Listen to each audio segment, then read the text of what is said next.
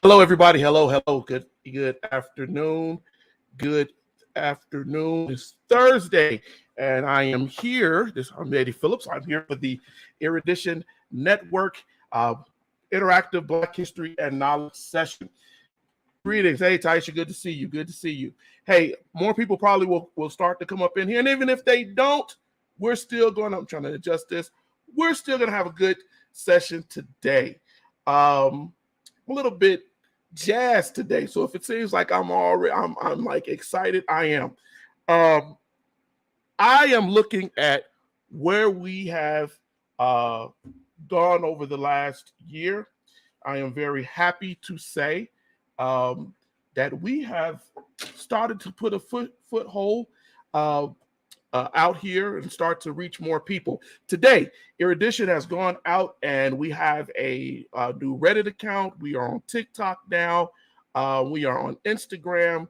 As always, we're on Facebook. We're on YouTube, where you can catch us, see our advertisement, and see how you can, hey, it looks crazy, how you can better know what's going on with the network. We have a couple of new ideas coming on down the work. Got a new show getting ready to start up. You're going to like it. I'm not going to spoil it. You're going to see it advertised on the Facebook, and you will see it streamed over YouTube. Ladies and gentlemen, I see we got about 5 or 6 people up in here. We're going to talk about a very painful subject today. And what I did not want to do was get on here and get somber, get sad. For the last few days, I had posted on Facebook a couple of days ago on my personal page, I've been heartbroken. You know, we have been on here for a little bit over a year and a half now going on, talking about Black history, talking about what is going on in our society currently and how it reflects the times of before. And I've encouraged people to get their kids, their neighbors, their friends, their colleagues to share the Erudition broadcast. We're not on here preaching racial hate. We're not on here giving you unproven theory. We are focusing on facts, and we are giving you historical facts to educate everyone so that we can start to have better empathy, concern, and care. And yet, we are still seeing people who are going out and acting murderously, violently, because of misinformation, miscommunication, lies, mistruths, and the ideas that are put out here are so reckless, so ignorant, that what we have now seen is that people's aunties, grandmothers, uncles, brothers, sisters are being killed, being murdered in their local grocery stores. I'm not here to tell you that just history and knowledge alone will save that. But what I will say is this, or stop that, I should say. I will say this to you. Ignorance, lack of knowledge, lack of understanding, lack of any of that will make you have lack of care. Because at that point, why do I care about you and who you are if in my mind, if in my understanding, you are not even worth my time? Because for the majority of my upbringing, my life, I don't want to give too much focus on the killers this session. But I do want to say this. How you doing, Regina? Good to see you. The fact that Dylan Ruth, who went and shot up Mother Emanuel Church, the fact that this man went into this grocery store and shot up these people, both of them said the same thing. You're trying to replace us. Before the young lady got killed at Charlottesville, ran down by the car, the night before, right radical racists marched around under the theory and the understanding that you are trying to replace us. Jews are trying to replace us. A black brother got his head busted wide open, beat down by Klan members with a pipe on that day. One of the members of the KKK unloaded a pistol. I saw that live and told people he just shot a gun. Told my dad. We have to understand that the education out here is not happening, and that the people who are in the legislature, the people who are in Congress, the people who are in power, a lot of people are going out of their way to stop education in this country. Call it critical race theory, call it whatever you want to call it. They're going out of their way to stop the education when we try to put it in schools. Yes, they get to walk. They get to walk out alive. I'm not advocating that you shoot young men and you shoot men, because they should be held accountable. But at the same time, in a country where a black man could go out and try to help a person on the ground who's suffering from a mental lapse and is shot by a white cop, and when they asked the white cop, why did you shoot the black man that was trying to help, who was knowledgeable and trained to help, he said, I don't know. I don't know. Whether we want to face it or not, this is conditioning. My wife has a program on Erudition called Adroit Living, and she's been talking for weeks, right, about the conditioned state. We are conditioned to think that this is normal. We are conditioned to believe that this is acceptable. There is another really sad conditioning that we have too. If I had to be really, really clear with everyone, right? There is another conditioning that we go through. We tend to believe, I heard the comedian Paul Mooney several years ago make the statement that you think that these white racists are domesticated, tamed, right? Nullified. You are under the belief that they no longer are killers, murderers. And you would be wrong to make that assumption, but we make that assumption. We shouldn't even admonish the killers' names, because too often do their names remember more than, and I agree with that 100%, Eddie. That is true. They speak about the killers. Good evening, Pastor Razor. Good to see you. Glad you're here. Gina, the lie, that lie, I'm sorry, it's hard because it's breaking down to me that we want to be like them. Now that's a lie. We do not want to be like them at all. We want to be who we are and be free to be just who we are. True. But there is the other issue with this. As long as you believe that there is no threat, if I told you that there was no threat, if I gave you in the military all clear, there's nobody here, everything's good, people will lower their weapons, they will drop their guard, they will be more open to the fact that I'm not in danger. And ladies and gentlemen, you are in danger. I'm not trying to fear stoke you here tonight. I'm going to tell you very clearly that you are in danger. There is a radical, racist,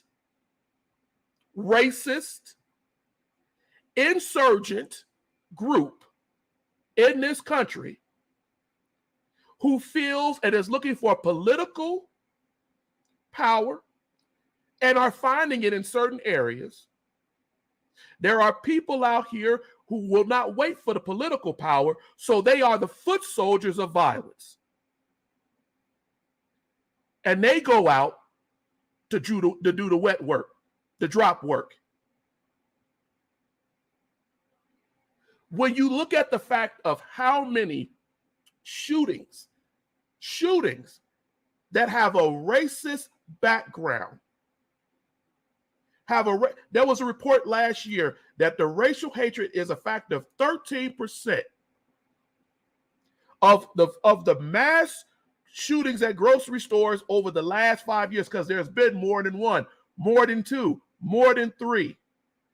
13% of those were motivated by racial hatred, and these were people who went into these places, who lived outside of those places, but went there with the idea of killing Black people who were just simply going about their day. When I tell you that that's insurgent, right? When I tell you that we have insurgents, ain't that the word that the President Bush them used to say? A rebel, a revolutionary, a person that wants to get out here and change the dynamics of the country. They want to be an example. They want to push the button that pushes us into a racial war.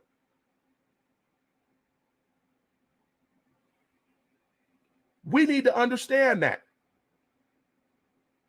When you have people who there was a shooting in New Jersey a couple of years ago, 2019, around the start of the pandemic. They go where they know you are.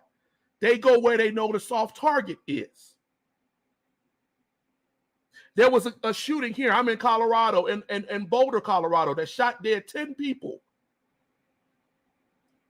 They claimed the man was of Middle Eastern descent, but he killed 10 people. In 2021, a 29-year-old man, Asian man, killed one person and injured 13 at a Kroger. So it's where they know you will be. That's right. I believe that we should call the killer's name so that everyone knows them, their associates, their connections. Not to mention their names changing nothing. It simply provides cover to their associates. The problem is, however, the media chooses to tell their story and make them famous. That is true.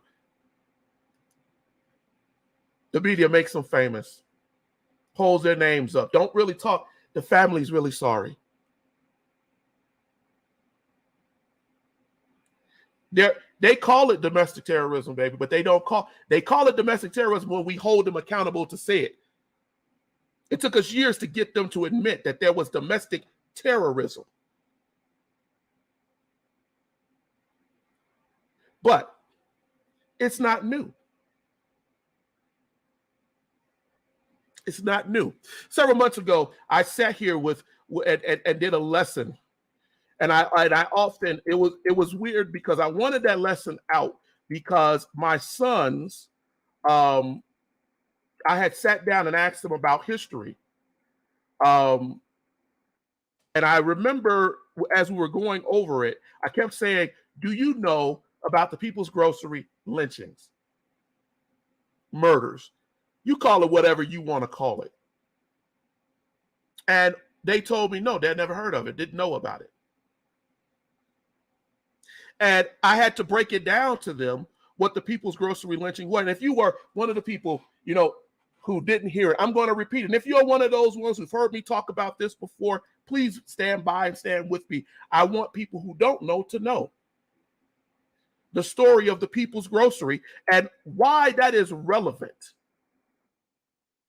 to where we are right now.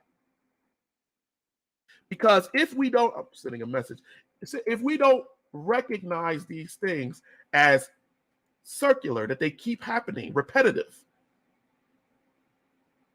then we lose it. Baba Dick Gregory once said I was watching him, I was just telling my kids, my wife the other day, that a young man, he was on a show and Dick Gregory kept repeating the same thing over and over again. The young man said, I had you on my show before, you said this before, and now you're saying it again, and why you're repeating yourself? And he snapped. I'm not going to say what Dick Gregory said, but what he basically told him, he's like, I'm telling you this story for your grandmama, your great-grandmama, your auntie, the ones who didn't hear it, the ones who weren't here, the ones who wasn't on the broadcast the last time. Because if one new person hears it, then they'll go share it. And if they share it, somebody else will know it. So we do this show for that. But the People's Grocery happened in Memphis, outside of Memphis, Tennessee, in 1892. And to make a long story short, basically what it was is that it was a Black-owned store that was doing very well. Very prestigious, well-known people would go to this store in that area, white and Black. But there was a grocery store down the road that was owned by a white man who felt that the People's Grocery was replacing him, taking away his business. And so in order to stop them from doing that, he waited. And he instigated a murderous scheme. And when two little boys were on the street playing marbles, a white boy and a Black boy got into a fight. He took a bunch of white men and decided to abuse this boy. Black workers at the People's Grocery came out and said, hey, stop, tried to stop it. It became a confrontation. The store owner pulled his gun, the white store owner. He got beat, had it taken away from him. A shot rang out. Nobody got hit. They retreated. They came back the next night with guns. And they started to shoot up the store. The owner of the store, Moss, who was a friend of Ida B. Wells, had already had weapons in the store. And at the time, this was not unheard of for people in the South to have weapons. And there was a shootout, and they shot at each other. I'm going to get back to you guys' questions in a minute, but I want you to hear this. When the shots went out, the Blacks in the store didn't know that they had called the police. And that the police were actually shooting also at the Blacks. They arrested the Black men, took them to jail, and the Black men said, hey, we didn't know. This is all about the plot. So there was a Black battalion of former Civil War soldiers who came and stood around, right, to protect the store and protect the people and protect the guys in jail. And when they thought everything was over, they left. And the white men went in and pulled these men out of the jail, took them to a railroad, shot them in the face, shot them in the chest, massacred these men and killed them.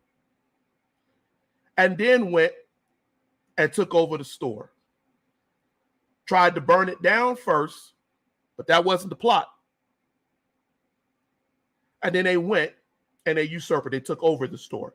The same white guy who initiated all of this riotous violence. Why am I telling that story? That was in 1892. We're in 2022. If you do not think that people have a plan, a plot, then you are sadly mistaken.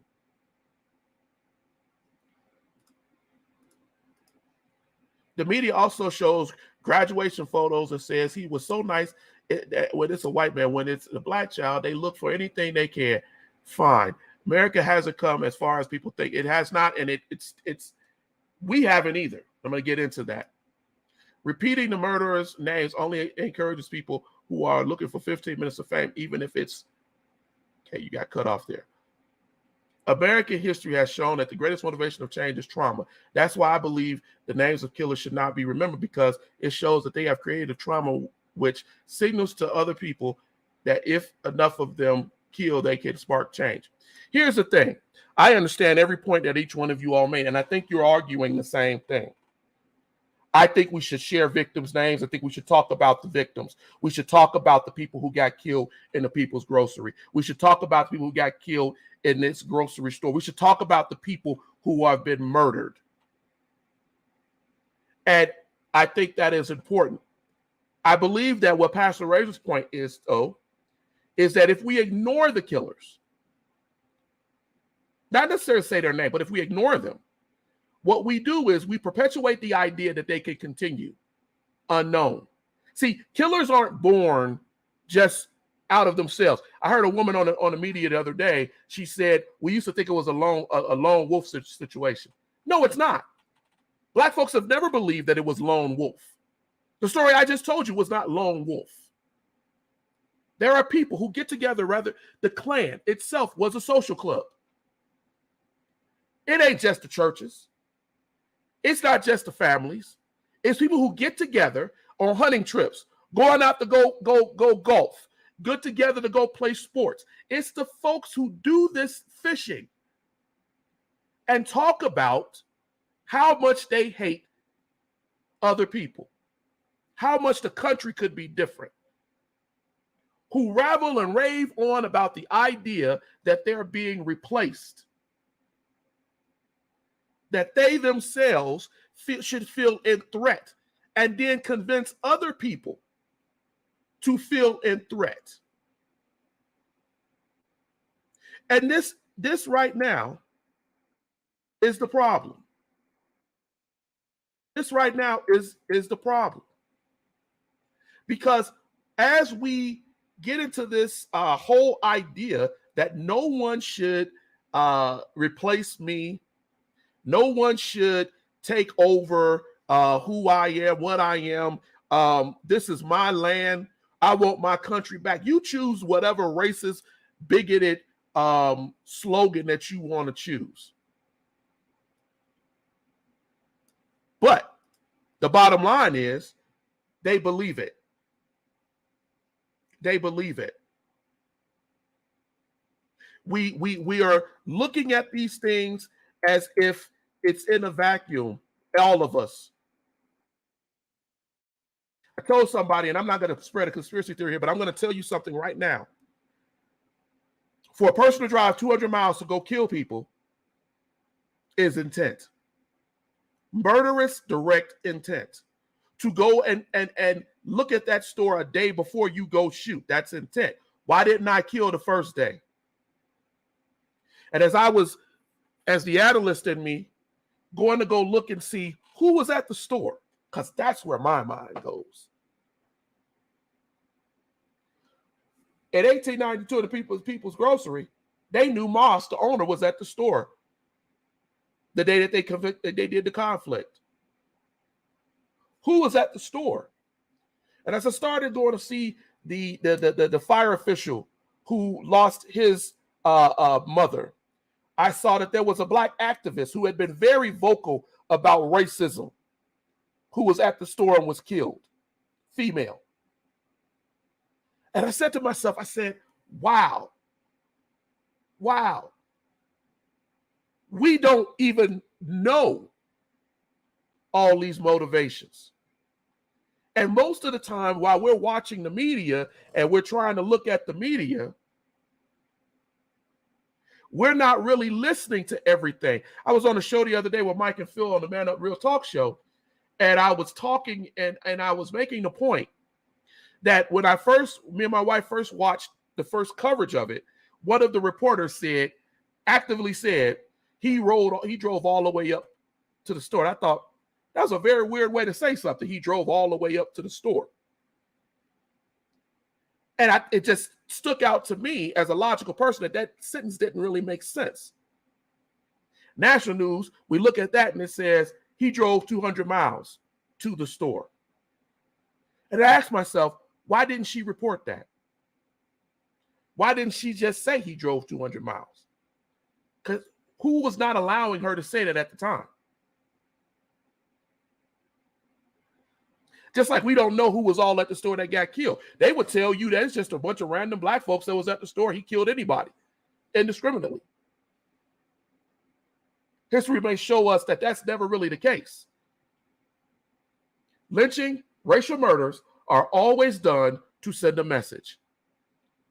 A year ago on Erudition, on one of these programs, I told you that. Historically, they're always done to send a message.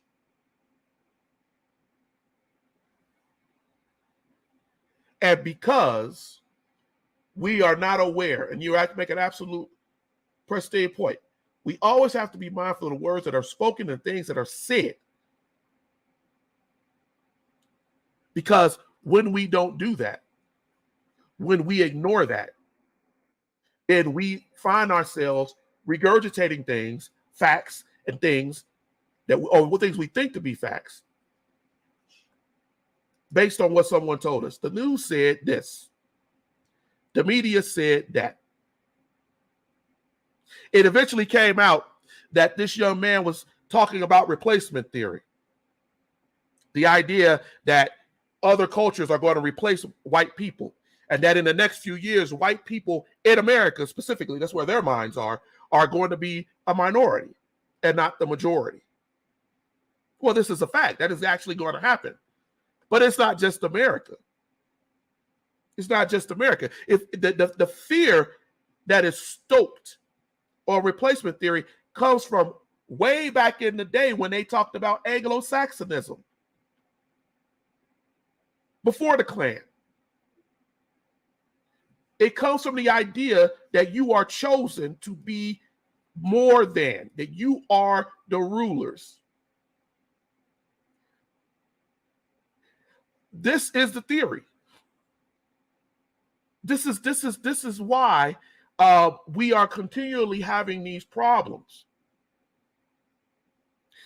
When you look at the civil rights activists, before I get into it, let me touch this. We always have to be mindful of the words that are spoken. That is true. Said that in the video that went viral of the Tops shooting, the gunman was seen apologizing to the white guy on the floor. Then he continued to shoot everyone else. Here's the thing. When you are taught, and I covered this in The Man That Deceived America, when you are taught that others, black, brown, yellow, whatever, are less than you. When you're taught, look at this here, right? This is a more actual, truthful map. But when you're taught that the center of the world resides in America and in Europe, when generation after generation, for the better part of 1,500 years, has told you that you are the chosen,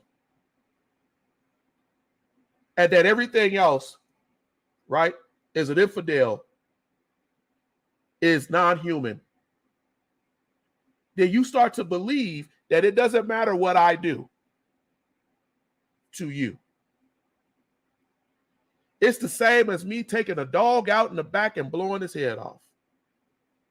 It's the same as me going out there to go hunt that bear, that deer, that wolf. Because when you look at what the hunter's mindset is, the hunter's mindset says that I go out to hunt so that I reduce the predators and I keep the natural ecosystem stable. And I do that because these are non-human things. Doesn't matter that I kill them. Then how do I feel sorry when I kill, murder, and shoot them? I don't care how old they are. Hunters will go out and find a deer with a huge rack. No, they're old. Fishermen go out and go look for that big old catfish that's huge that they want to get because it's the oldest catfish out here. He gonna be the best. We got to get him. And they go out and they hunt and fish and fish and fish till they get him. Doesn't matter. He ain't human. Tyson said, isn't America built on replacement? Whites committing genocide of the natives. That was the original replacement. They are afraid that their hatred and violence, someone else will beat us. That is absolutely a huge part of it. That there is a fear, there is an absolute fear of the other foot dropping. We hear that a lot. Yeah, I understand the issue of not killing dogs, but they do it. They still do it, whether you know it or not. Here's the thing, though.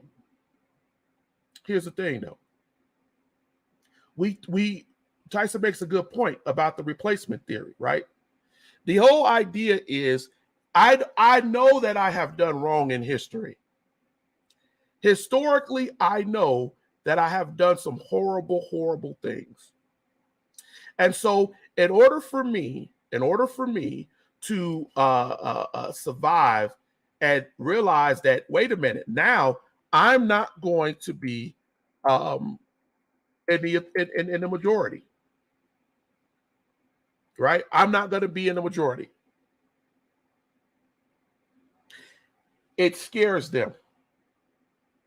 It scares them to a point, some of them to a point of complete lunacy. And in order to do it, they send out their young people. They send out the Dylan Roofs. They send out whoever this young man is. They send out the young because they feel like, wait a minute, people will, the Kyle Rittenhouses that go out and shoot people who are protesting. They send out the young because they feel people will be less likely to convict the young to a horrendous sentence. But I sat here and told you in that program a couple of weeks ago that this is what they were taught in their social groups, churches, families. There's a video that I uploaded several years ago that talked about the riots in the 60s. And they had an older white woman on there who said in Chicago that was saying that we didn't want the blacks. She didn't call them blacks. I'm not going to say what she said. We didn't want them to get over here in Skokie. So my father showed me how to take a gun out and shoot them before they ever came over the bridge. Men, women, or children.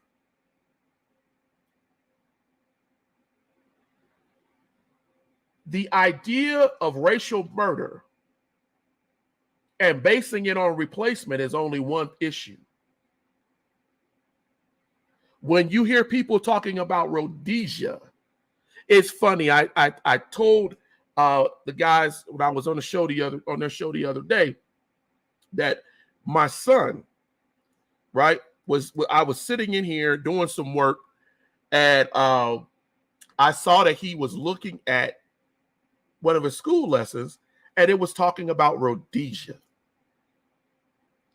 And I remember when Kyle Rittenhouse, I'm sorry, I'm going to have to say these people's names because you got to know who they are, was on trial, and Rhodesia came up again. This young man, shout out the Tops, talks about Rhodesia. Tucker Carlson on Fox News talks about Rhodesia. Congressman, for Ohio, talked about Rhodesia. And it clicked to me that why is my son learning about Rhodesia? All of a sudden right now, why are they covering that? Which is really South Africa, but it is the name given to the Republic of Rhodesia when they came in and took it over. Now you have to keep doing it to keep what you think your place is in society.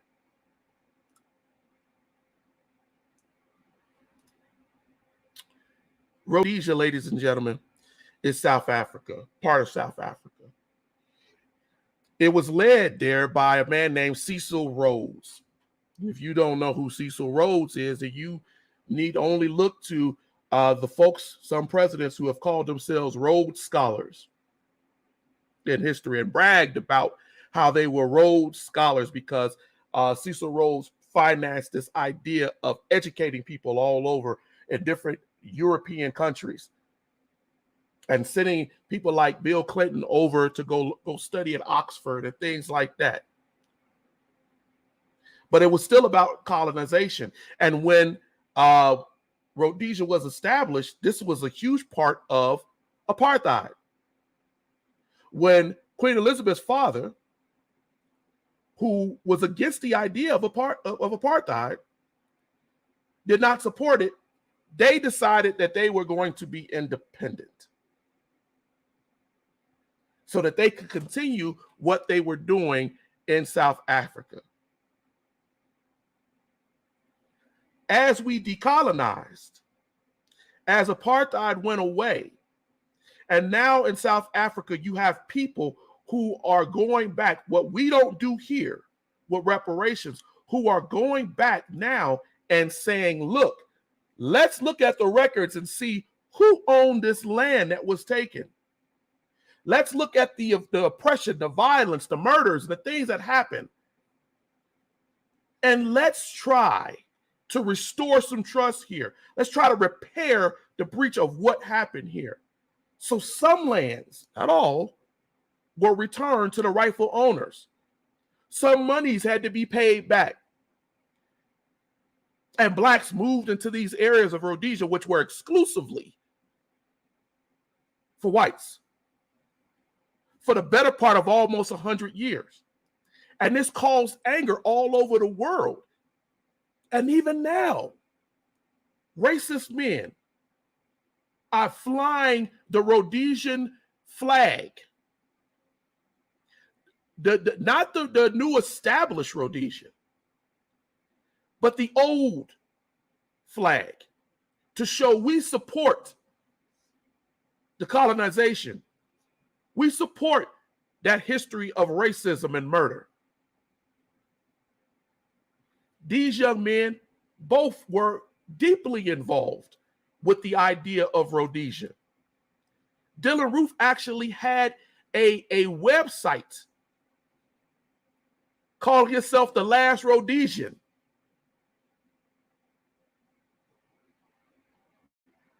And you think your grandmother, your uncle, your sister, your brother, your son, and your daughter are safe when people are connecting with a foreign idea of white supremacy, less known American supremacy, that is being pushed out, propagated out here to people in the church. The other day I saw a man that was up here, and I told Tyson earlier on one of my chats, I said, I'm going to bring this up. That a man sat in the church and said, if you a Democrat, you the devil.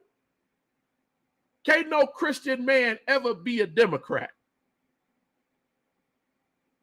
He preached this sermon in his church with all the fire and fury that you see of a preacher. Nowhere near led by God. But he preached that. He preached that American exclusions, right? Theory that we are better. We are God's chosen. Ronald Reagan told you that America was on a hill. It was God's who was leading America.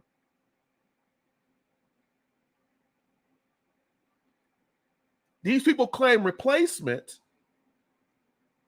when, in fact, as Tyson said in his comment earlier, they came over here. There were folks who were already here. If you've ever heard me teach about early world history, I tell you that there were Black Africans who came over. We know it. They left monuments that they deny. They left artifacts. They taught the Indian people how to build their spears, their dress, their names are associated with African words. And history can't hide it. But academics, white academics, have denied it for the better part of 200 years. Why is that? So they could come over and take over. They followed the gold. The European followed the gold into Egypt. He followed the gold into Ethiopia. He followed the gold into Nubia. He followed the gold into Morocco. What the heck makes you think he didn't follow the gold over into the Americas?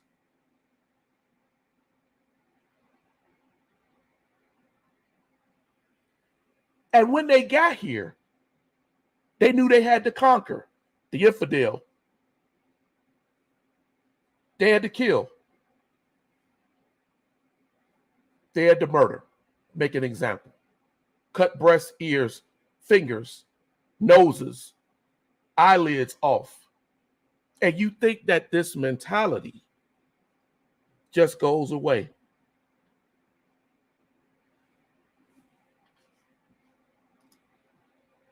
Yes, they are basically following it's just another version. They always ready to get ahead of the narrative, and we too should stay ahead of the narrative. We try to. That's why we educate. Think about it. The hunter is a coward, only killing the targets that they know they can put down. But if certain death were established, they wouldn't as much as look too long to the woods. Same thing needs to be happening with these mass murderers. Death via capital punishment. You also said, I feel they kill us because they can, but if the opposite is proven and they're killed, the moment they pull out the long gun, we will begin to see mass murder. A few years ago, there was an unfortunate, horrible shooting in a school in Newtown. And young kids were killed. And the guy who went in, who killed these kids, I remember looking at the report, and one of the officers said he saw they came into school and the young man ran back to the room where he had shot, I believe it was kindergartners, and he went back in the room and he shot these babies again to make sure that they were dead. And I remember the uproar that happened because of that shooting.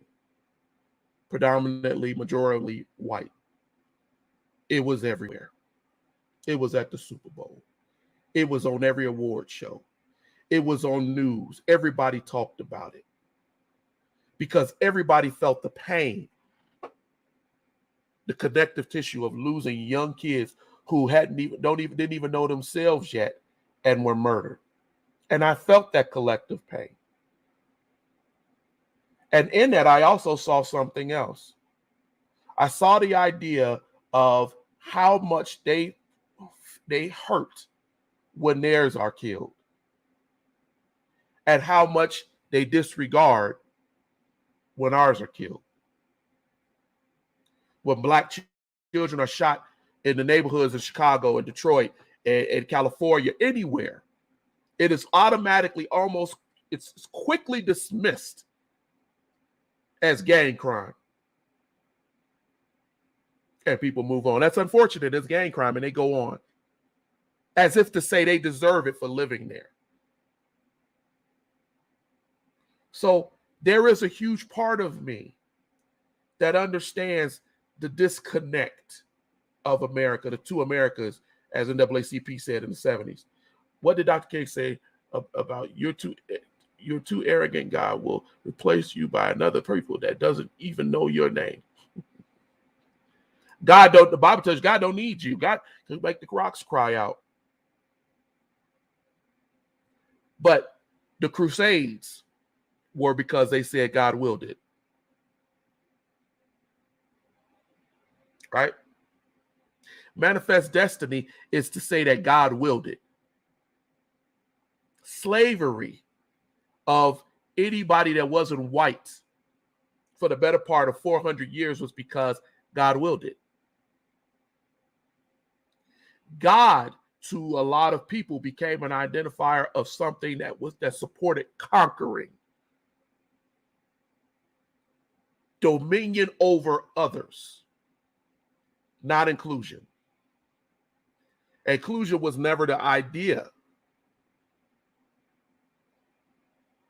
When you look at all of these things that have happened over the years, over the centuries, when you look at where we are today, it breaks your heart. And this is why I was so brokenhearted recently. Because I started to see that we are falling off from understanding that we are under threat. If you take nothing from this lesson tonight, and a few things that we can cover in this hour, you are under threat. I tell my kids when we go out, have your head on a swivel. Understand you are under threat. And that anytime someone out here you don't know. See, the thing about an insurgent is they look like you. They look like somebody who can be within your group of people. They don't look like a threat. And so you go about your day with your guard down, with the attitude that they're not going to do anything to me. Because why would they? They look just like me. I want you to understand tonight, they don't think they're you. You call yourself an American, and you are. They call you another. They say you are their replacement. And I'm going to leave something else with you that I want you to consider tonight. Back in the beginning, in the 50s and the 60s, in the civil rights movement, whether you're talking about SNCC, whether you're talking about SCLC, whether you're talking about NAACP, whether you're talking about any of these groups, they sit, Freedom Riders or whatever, they sit at what the Southerners call agitators, right? We call them Freedom Riders, freedom fighters, civil rights activists. We sit them down. I say we, Black people in these groups, sit them down to go down and to help the people to change their lives there. What makes you think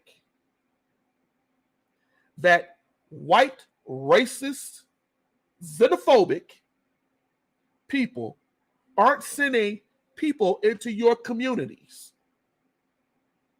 in the same way? It's a war for hearts and minds, and it ain't your heart and mind.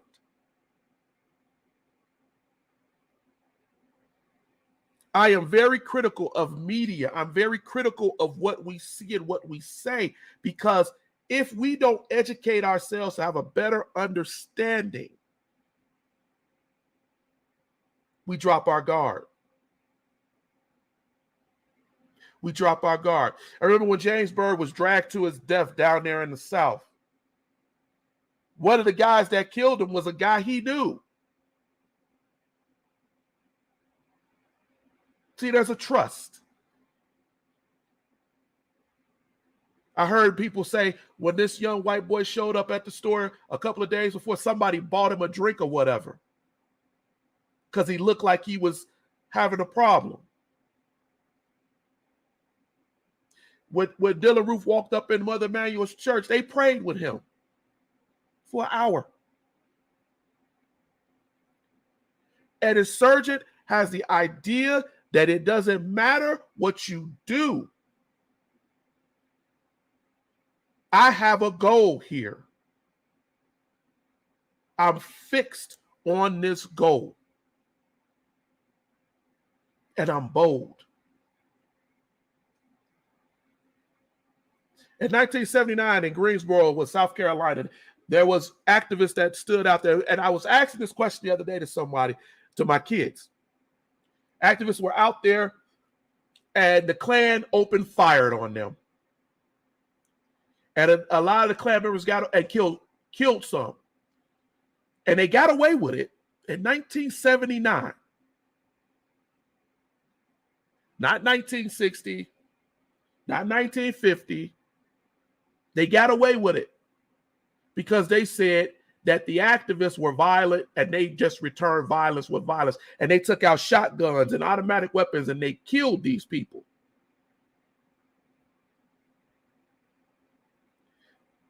During Red Summer, all over the country, murderous white folks ran into black communities and killed blacks under different theory.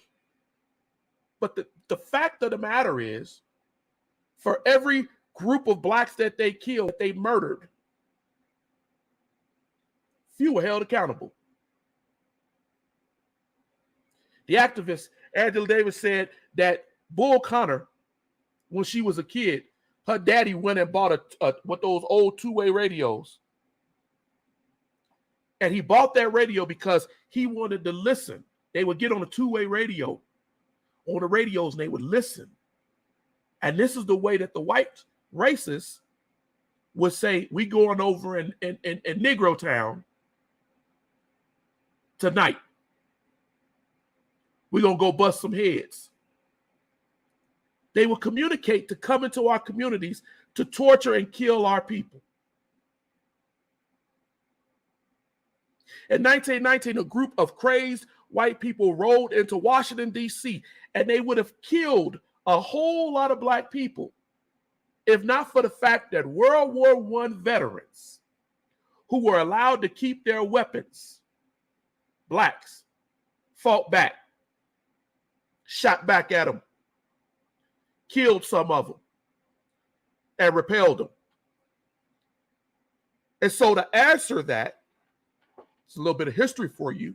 Again, to answer that threat, laws were passed in certain parts of the country that prohibited black people from owning guns. And for the better part of another 60 years, laws, this is what the war is, were passed that dissuaded people from owning guns.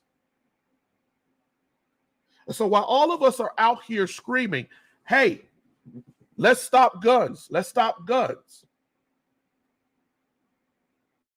This has been going on for hundreds of years. You go back and you read how black Southern folks had guns. They had at least a gun to go hunt.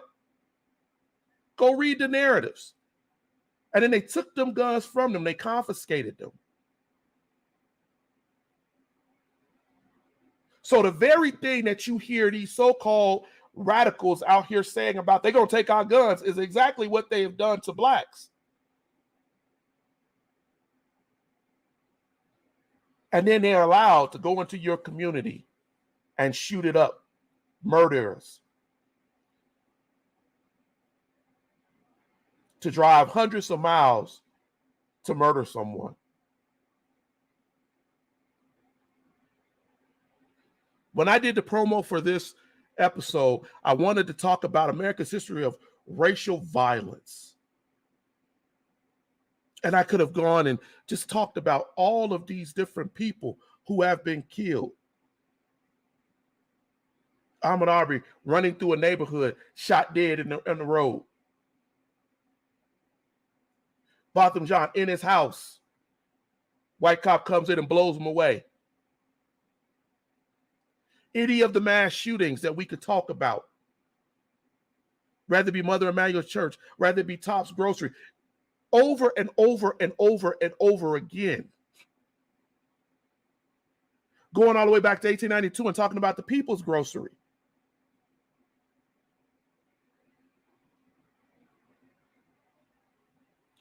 And yet, here we are. A lot of us won't even face, right? Won't even face the fact that this is really going on.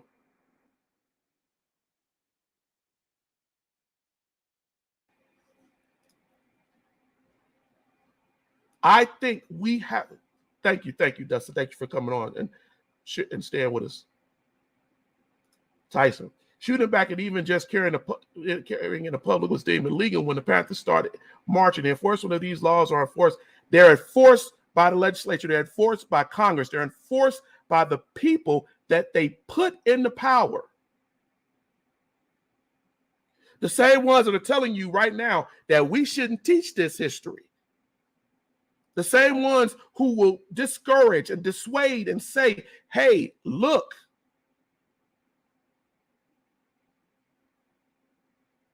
I saw Pastor Razor was on here. I know he knows about the Elaine massacre. Ladies and gentlemen, this ain't new. This ain't new.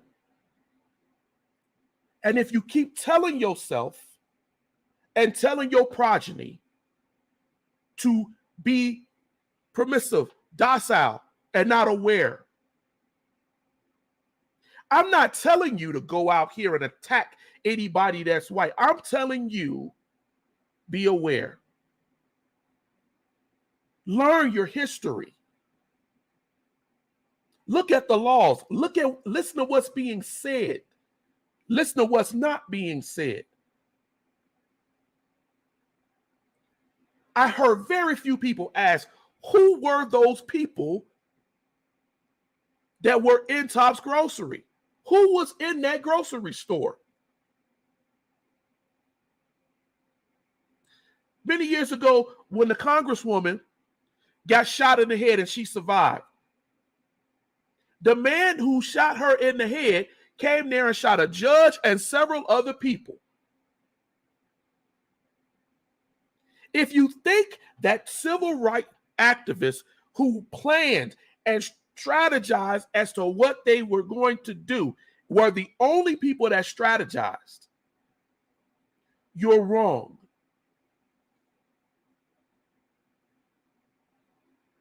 We are all on the battlefield right now. Summer starting. As I close this, I want you to consider that this young man rolled in here. Yes, Gabby Giffords.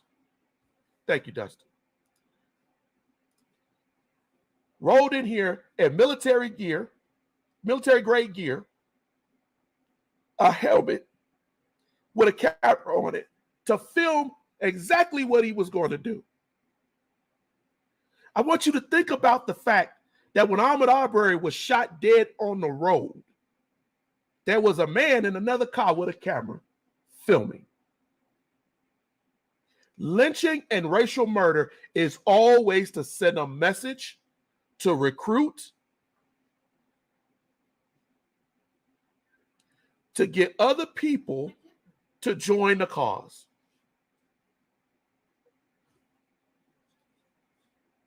And unfortunately, we're in this position right now where a lot of people are joining the cause. They're on your television. They're in your Congress.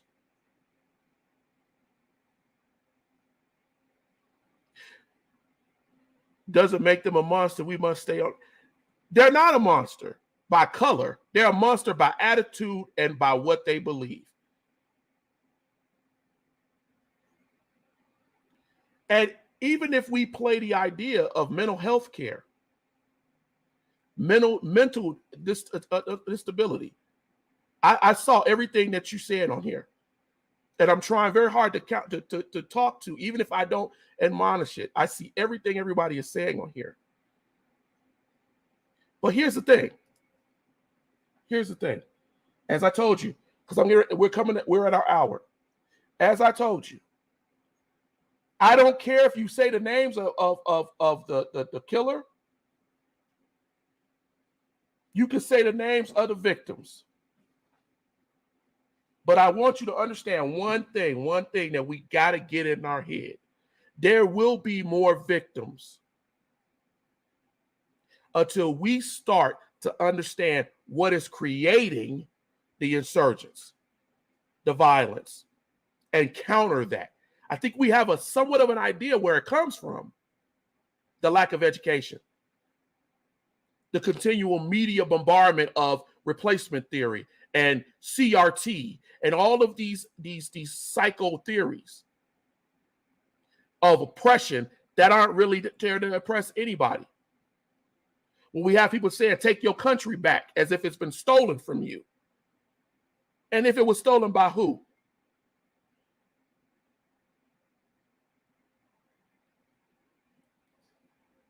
I don't give killers you will hear me talk about Dylan Roof because I want you to understand the connective tissue between this and that.